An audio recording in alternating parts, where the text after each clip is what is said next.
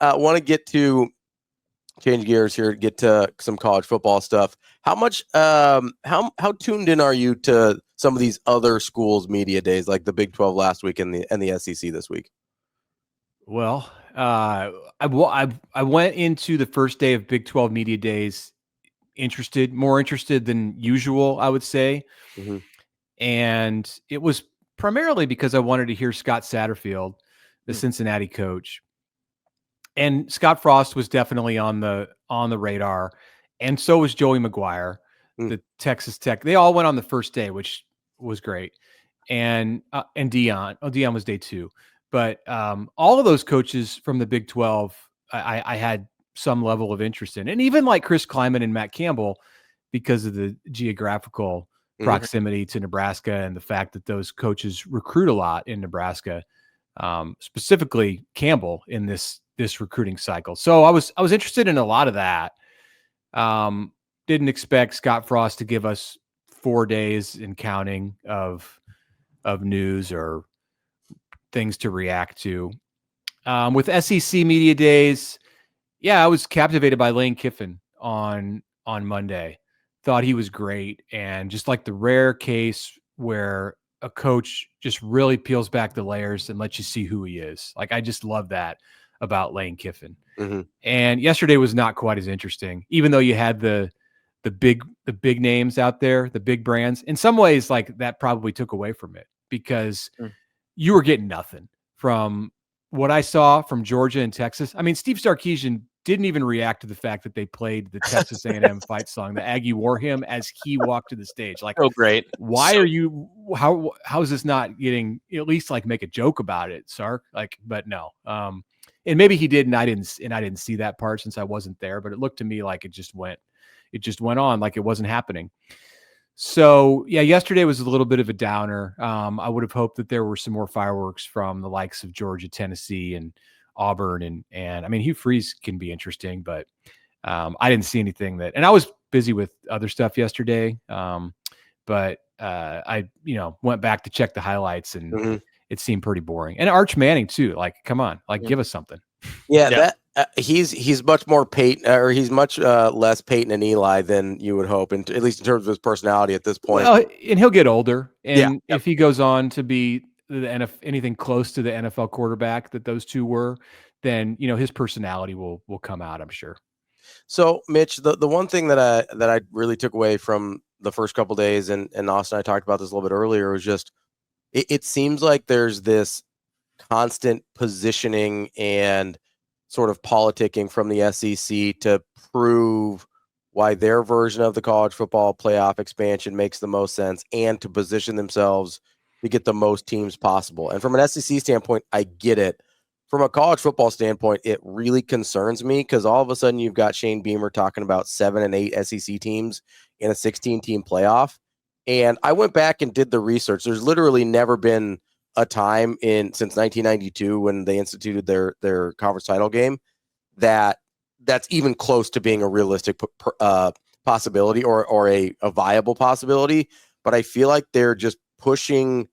I feel like they're just pushing this narrative where the public can get comfortable with it, so that it'll eventually happen and nobody will bat an eye. I don't know. The whole thing concerns me a ton, and I don't really know what to do about it. And I'm not sure if there's a question in there. I guess I'm just kind of curious how you process when you hear these things from the SEC about what their end game is and what it means for college football. Well, it's expected at this point, and the SEC does a better job of sticking out its chest and playing, talking a big game than the Big Ten does. We'll hear some of that next week in Las Vegas at Big Ten Media Days. I'm sure there will be coaches, and Matt Rule might be at the top of the list, that promote the conference brand and sound somewhat like Shane Beamer. If you're the coach at South Carolina and you saw your team have a great second half of the season last year, just a great season in general, and you got left out in the way that South Carolina did, knowing that if the playoff were to have to expanded at that point to 16 games or 16 teams or even 14 that you were probably in, then you're going to come into the next season and be there in July at your conference media days and say everything that we heard from Beamer.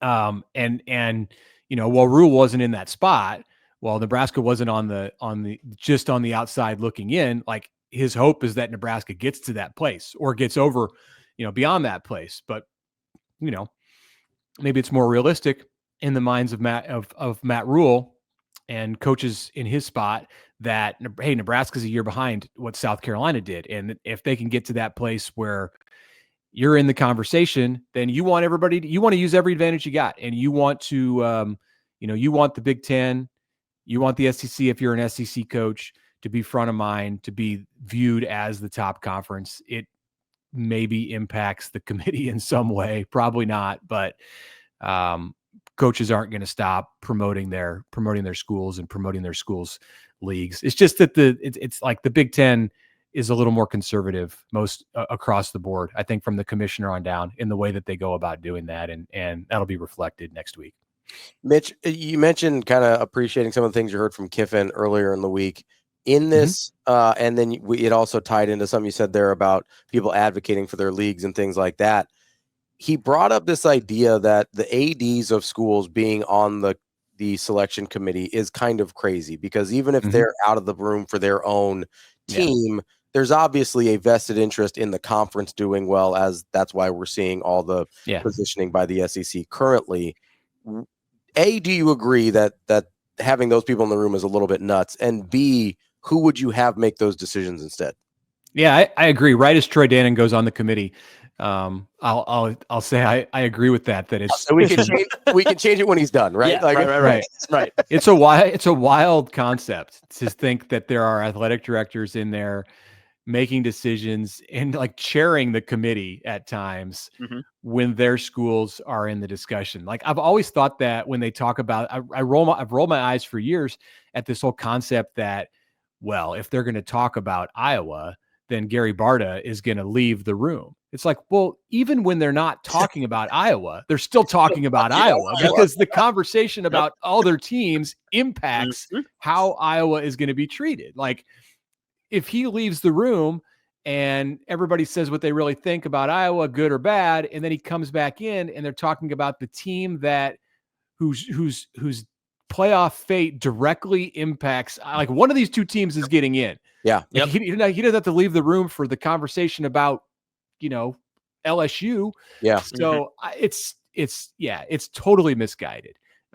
This idea that fixes the problem, to just have the AD walk out of the room for 5 minutes while they talk about his team. Like, no, they're his or her team. Like, they're still talking about him when they come back in, just in an indirect way. Yeah, I think that ADs probably shouldn't be doing this. So then what do you get? I don't know. It's a great question. They've had retired coaches before. They've had media people before, which I find strange. Do you go with, like, I mean, everybody's got an affiliation to some school. Like, if you're a former coach at a school, then do you have to leave the room? It's hard to find objective people in college football. Do you have to, like, go outside of college football? I don't know. You have some NFL execs make the decision. Like, they're busy with their own stuff. I honestly don't know, which is why there's a part of me, and I see flaws for sure in the Big Ten's concept. And the Big Ten's out there on an island with its 4 autos for the Big Ten and the SEC and 2 for the other power leagues. You know what it is. Like, they're out there on an island to support that. But I'm sure as long as Tony Patini stays on board with it next week, what you're going to hear is one big advantage is you take some of the decisions, you minimize the decisions that the committee has to sit in a room and make. Like, they basically become a seeding organization and maybe have like 1 or 2 teams that they've got to decide on. I like that, because the committee is flawed just in the concept of it. Yeah. Can I make the argument that if you're going to have, I agree, by the way, on the auto qualifiers. In a perfect world, I don't love that system. I think it's more fair to have a 5-11 model, but I do not trust any of the decision makers. So the auto qualifiers, to me, makes the most sense. Can I make the argument that we bring back the BCS computers? Because did they ever actually get it wrong? I know we hated it. I know we hated it, right? Well, but did they ever actually get it wrong? I think That's the question. more people, I think, had an issue with the matchups, like the two teams that were then pitted against each other, rather than the opportunity of who the actual champion was, right? Because when presented the game itself, it did more often than not feel like the national champion was deserving and rewarded in that way. The BCS computers put Nebraska in the championship against Miami in 2001, right? Mm-hmm. That was computer era. Yep. That was the wrong choice. Okay.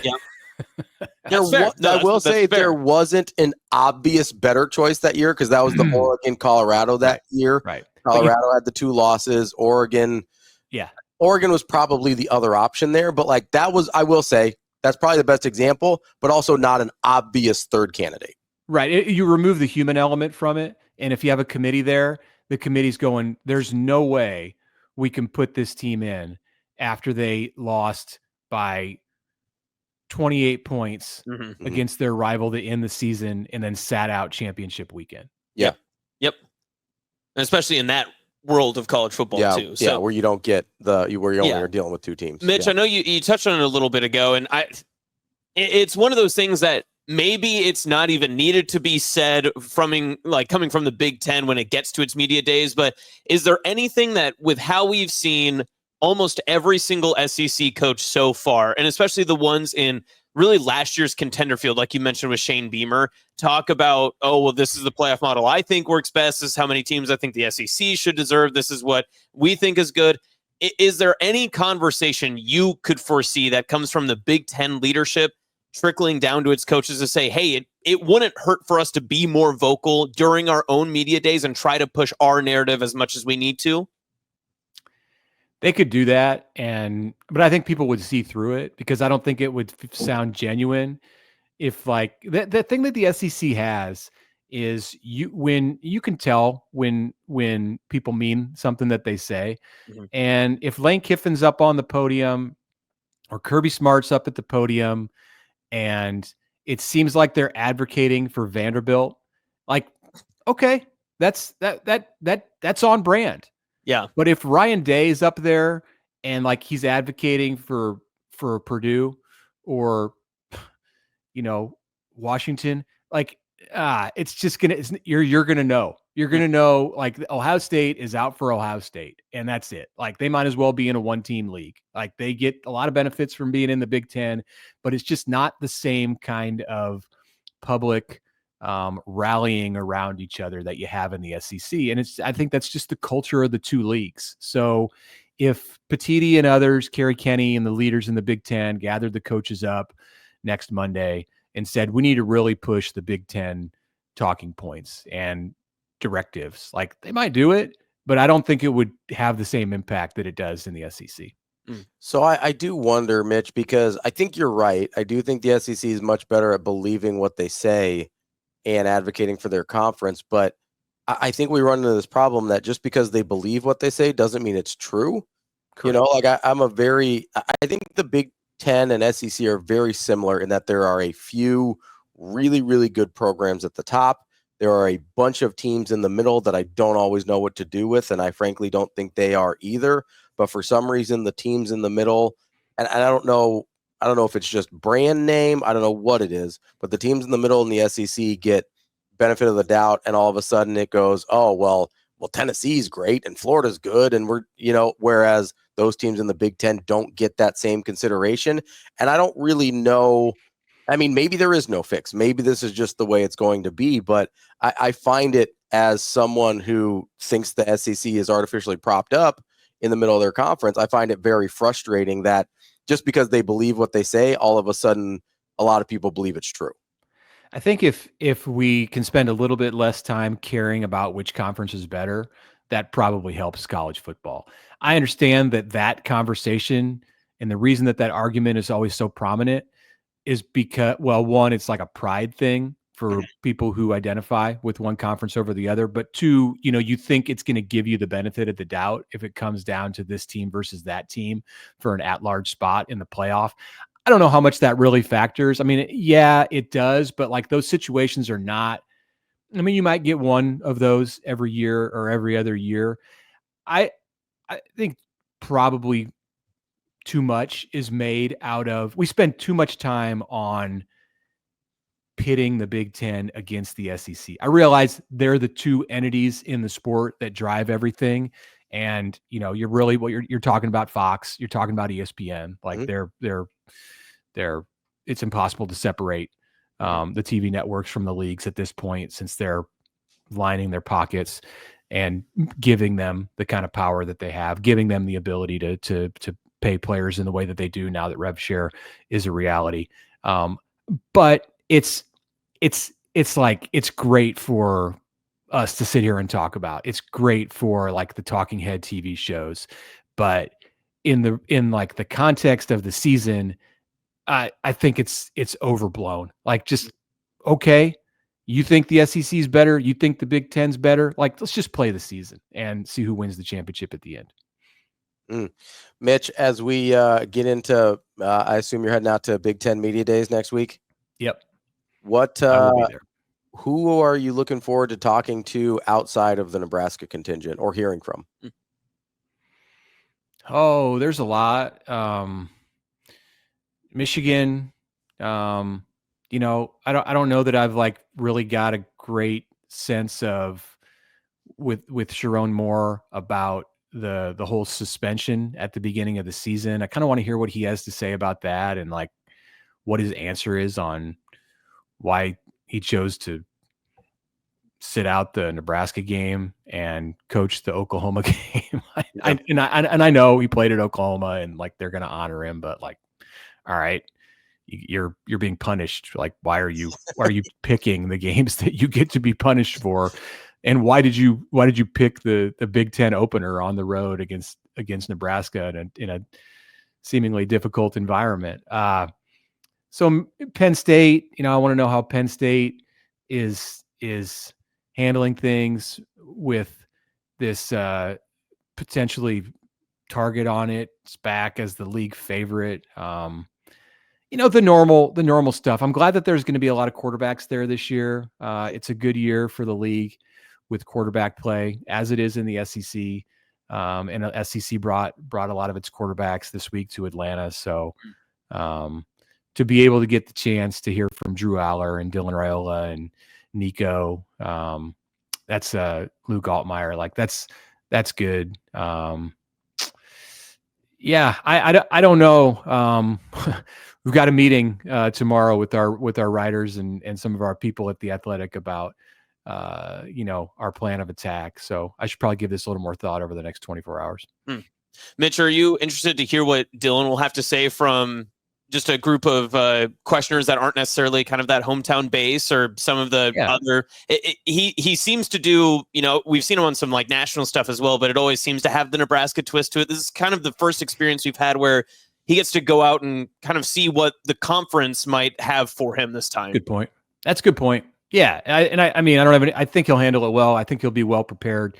I think he's probably getting, some education on this from people who were close to him, whether it's his dad, or just others that he is connected to in the sport of football. Like, there's plenty of resources that he has that he can go to and say, all right, hey, what do you think? What kind of questions am I going to get? How should I approach this? He's going to take it seriously. And yeah, he will,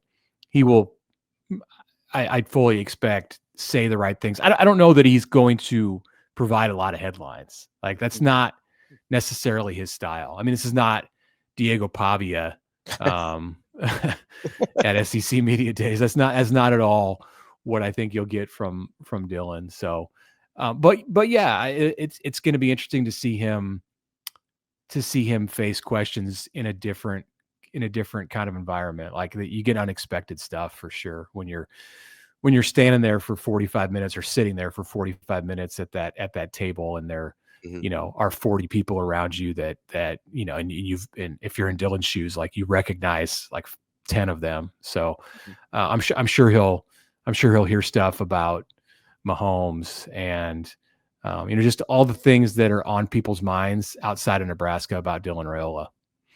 That's Mitch Sherman from The Athletic. Mitch, we appreciate your time. Enjoy your trip to Vegas next week. We'll talk to you soon. Will do. Thanks, guys.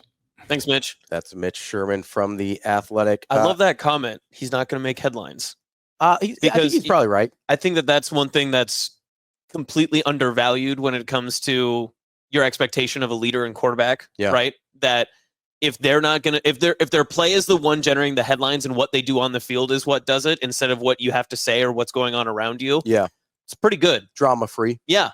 The less distractions, the better, right? Yeah. We don't want no drama, as they say, And truthfully, I mean, as much as the national conversation wants to poke fun at Dylan for the Mahomes lookalike and everything else that's come with that, and even his antics on field that copy some of the similar traits and everything that he does, pregame routine and all that sort of stuff, he doesn't bother him, and he doesn't let it bring it up and bring it into a different type of topic or conversation. He just everything that has been about Dylan is strictly from what other people take out of context, whether he's walking into the stadium with visors on or whether it's his play on the field. That's it. He doesn't generate any other headlines other than that. I'm sure playing their opener at Arrowhead Stadium won't bring any of that up at all. Probably not. I'm sure it'll be totally fine.